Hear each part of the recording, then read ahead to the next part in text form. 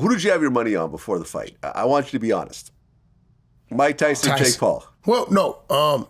Be honest. I had it on Tyson, and then I got a text saying that, some things had happened and, some things was going on. So I just knew, I didn't know how it was going to happen. I knew that was going to happen. But originally, I was like, Tyson going to kill him.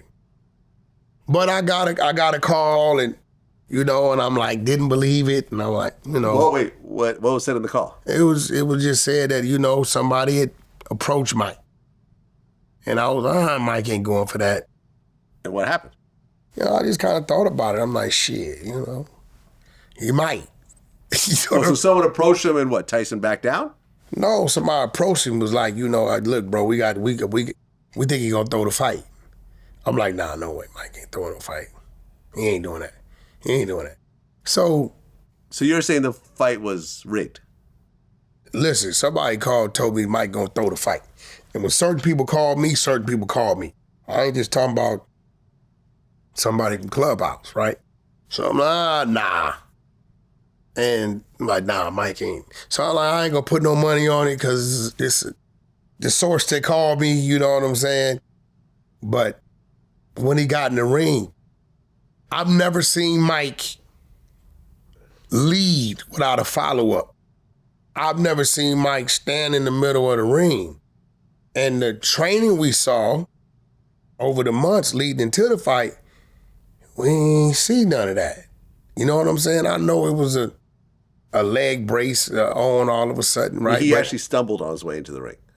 Yeah, cool, but we didn't see the goddamn rap doing his training. Look, man. Again, listen, I'm just talking about it. Mike's my guy. Frenchie, one of his management guy. His mother-in-law love her to death. His wife and kids love her to death. But I don't know, like, we got, that's just like, I don't care, bro. You telling me Magic gonna get on the wood and play a game of 3-on-3, you're not gonna tell me you're gonna shut Magic down. Straight right now today. No, Magic, he gonna get some hoops in there, right? And to see Mike just hesitate with his punches and stand in the middle of the ring and wait, and to see Jake Paul not press the way he could have pressed. Mm-hmm. Yep. You know what I'm saying? On both sides of it, it was kind of like, hey, that's not the Mike we know him to be. And then Jake Paul, it was a few times we know he could have took 5-6 shots and didn't take them. You know what I mean? Look, I predicted it. I had a tweet about 3 or 4 hours before the fight, and I said, I predict Jake Paul's going to win. And, of course, everyone's calling me racist, and, oh, yeah, you picked the white boy. But it was obvious to me what was going to happen. And, look, at the end of the day... But he really didn't win the way he should have won. Do you know how many punches Mike landed in 8 rounds? That's my point. How many punches? 23 or something? 18. That's my point. 18 punches. He's landing... basically 2 punches around. When have you ever seen Mike lead and hesitate with his follow-up? Well, we talked about that. Mike don't do no pulling back, bro. Hold on. Like, me and... He never stalked him. He never cut the ring.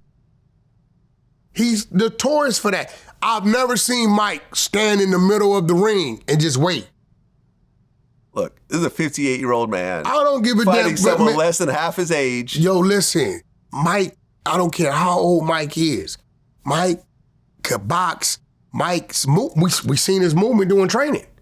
We seen the 58. Man, training and being in the ring is not the same thing. No, but listen. Not the same thing. No, listen. Yes, it is for somebody. No, punch you in the face somebody who's been fighting over 30 plus years. Certain things are instinct. Certain things are trademark. I've never seen Mike lead without a follow-up. Well, I remember I talked to Michael Jai White about this, who's been a fighter his whole life. Mm-hmm.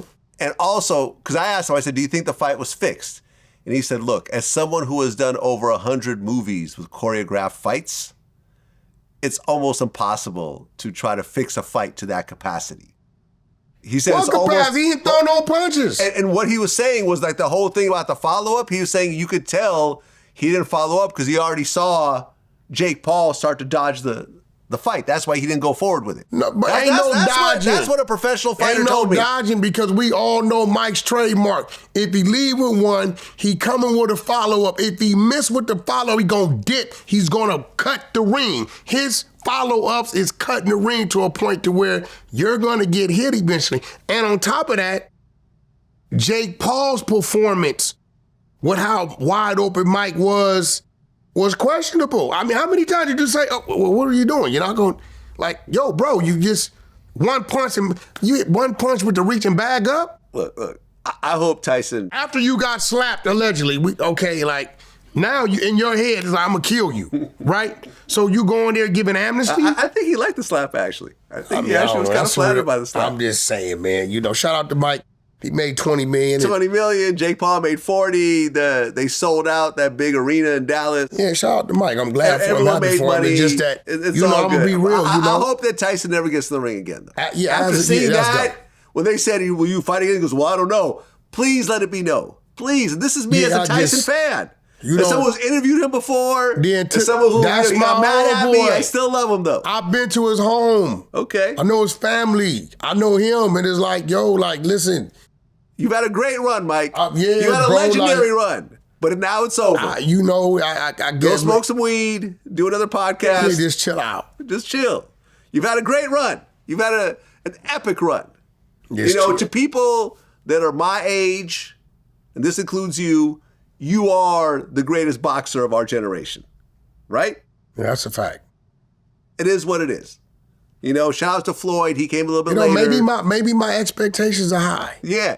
But it's just the things that I wasn't expecting to see young Mike, but it's just certain things about Mike that we know he's gonna do. Look, I feel that everyone that I know that I'm cool with, they all said Mike Tyson's gonna kill him, and then afterwards they always say, well, I knew he wasn't really gonna win, but I was just hoping he was gonna win. Listen, when I tweeted that Jake Paul's gonna win, Math Hoffa called me. It's like, yo, let's put some money up. I said, all right, let's put up $100. No, let's make it $5. I said, okay, you're the one that's saying 5. I want to say 1, but you're saying 5. So all right, 500. I tweeted it, yo, I just bet Math Hoffa 500, and Math paid up right afterwards. Yo. Because I feel a lot of people listen, I wanted Tyson to win, but I was also realistic. Seeing Mike's performance was bad. Of the things that he didn't do. Yes.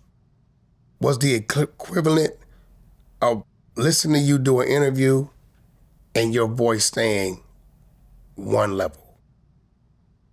He's going to say, what the fuck wrong with Vlad? He got the flu? Right? Part of your interview is us seeing it, depending on what we're talking about, right? That's just for real, right? They're never going to do a full interview for 2 hours. Okay, well, let me ask you this question. Okay, now that you gave that answer.